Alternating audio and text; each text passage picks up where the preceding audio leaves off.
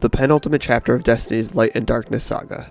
Pre-launch Lightfall was compared to like Empire Strikes Back, Infinity War, and yeah, I guess it hits that mark. If during those movies we didn't really learn anything and kind of left more confused than we entered, then sure, it's like Empire and Infinity War.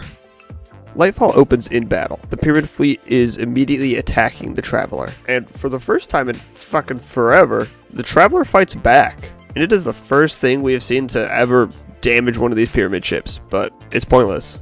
In full display of his power, the Witness goes right through the beam, directly up to the Traveler. When he touches the Traveler, he gets this vision, showing him Neptune. Somehow Osiris knows that this means the Witness now knows where the Veil is, which we only know because Rasputin left a little note for us, not even explaining what the Veil is, just that it's some paracausal entity like the Traveler. But Osiris follows as the Witness sends Callus to Neptune to find it. Osiris, who has no light, can't revive, no powers, so we follow along to help. While fighting our way through a Shadow Legion ship, we meet Callus's new toys, gifted to him by the Witness, Tormentors. And shit, at least that first time, they are pretty terrifying. Definitely a great new addition to the enemies in Destiny. But then we jump into a Cabal drop pod and get some sweet revenge on the way down as we open up into the city of Neomuna.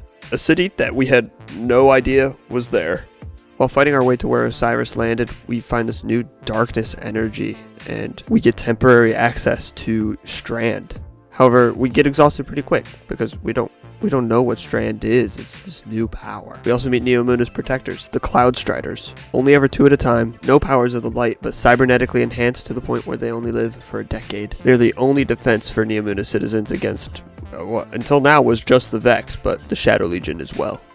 We attempt to get to the Veil, but Callus's Shadow Legion gets there first and blocks us from getting close. They have this new technology that suppresses any of the powers currently available to us. So we enter Callus's ship, the Typhon Imperator, to destroy what they're calling the Radial Mast, which they don't really explain what that is, but I think it's some sort of tech that kind of works or powers these suppression devices. We just know that it's some sort of weapon Callus needs, so let's fuck it up. It's easier said than done because it's a trap, and we only escape because Kaido rescues us, giving us a chance to spare on out of there in a sequence that's just like OG Bungie, back to Halo 1, you know, very familiar.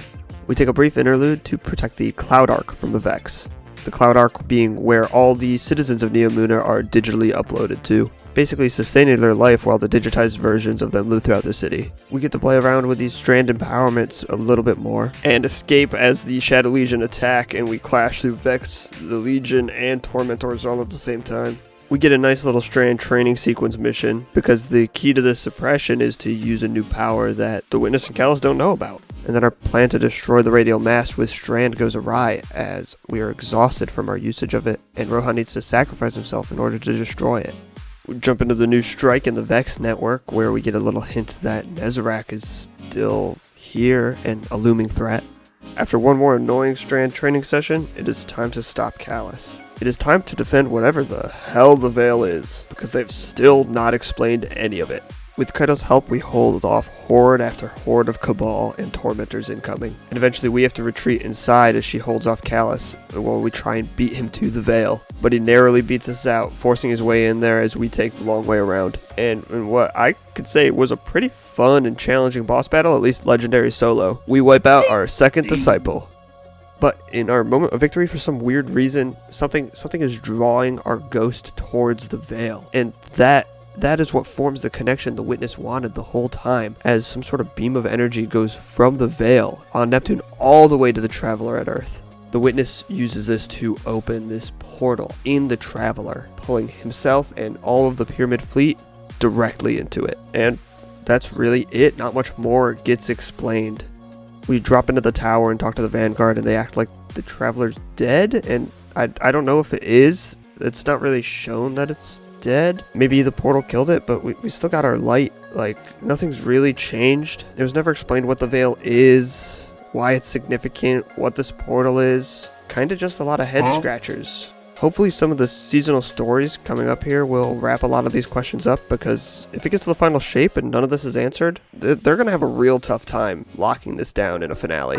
Maybe the upcoming Root of Nightmares raid will give us some of those answers, but we'll just have to wait and see.